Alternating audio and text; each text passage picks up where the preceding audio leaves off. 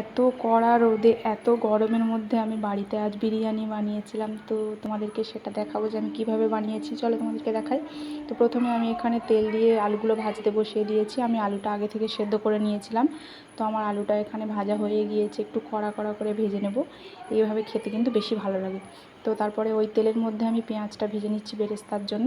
এখানে জলটা বসিয়ে দিয়েছি ভাতের জন্য, সব গোটা মশলা দিয়েছি আর তেজপাতা দিতে ভুলে গিয়েছিলাম, তো তারপরে দিয়ে দিয়েছি। এদিকে আমার মাংসটা কষানো হয়ে গিয়েছে পুরো, বিরিয়ানির মশলা দিয়ে যেভাবে মাংস কষায় তো সেভাবে মাংস কষিয়ে নিয়ে মাংসটা আমার রেডি পুরো। তো এদিকে চালটা আমি ভিজিয়ে রেখেছিলাম প্রায় 1 ঘন্টা মতো। তারপরে এদিকে আমার জলটা ফুটছে, তো চাল দিয়ে দিয়েছি। ভাতটা আমার প্রায় কমপ্লিট হয়ে গিয়েছে।